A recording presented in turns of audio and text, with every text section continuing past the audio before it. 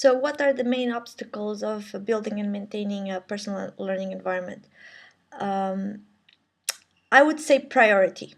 And I don't want to say time because this is an excuse that I always get. Oh, I don't have time. And I think, it's not a question of us having time because we're all busy. It's a question of prioritizing whatever we want to do and what we want to achieve. So I think that's a big thing, is how we prioritize that in our working day, and we make sure that that becomes an essential practice and not something that we do on top of everything else.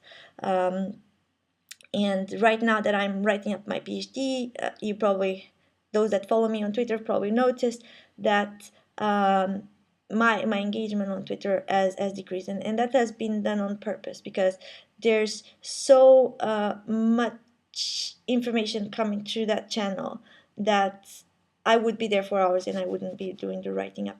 On on the opposite, I've been more active on Facebook because it became kind of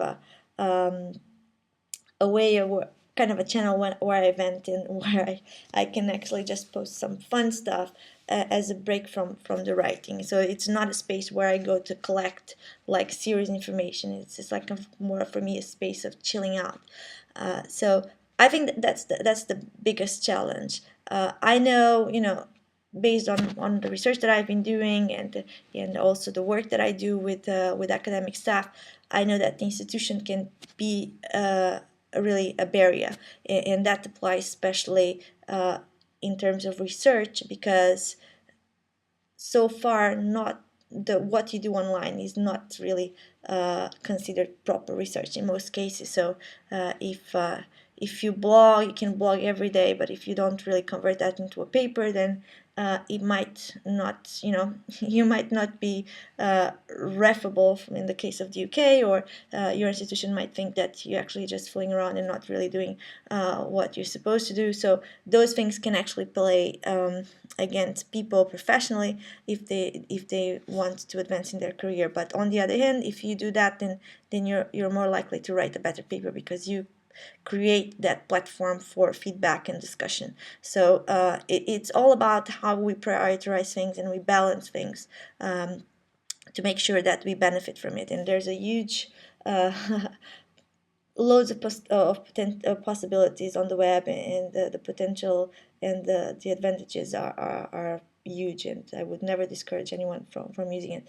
But I think it's the mindset that we have to develop for using these technologies. Is it's actually going to benefit us because we are able to connect with other people. We're able to establish new collaborative links. We're able to learn from different sources.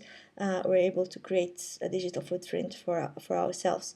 But all of that does take some effort, and all of that does take time management. So we can't just not expect to do this and then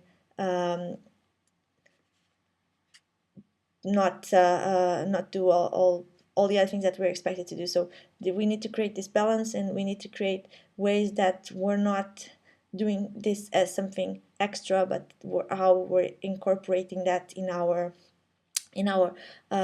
work. So I think that's the hardest part for people when someone starts, is how you're going to really incorporate, how you're going to embed this as part of your daily practice rather than have it just on top of something else. So and that's something that I'm still working on and trying to make sure that I help people doing that.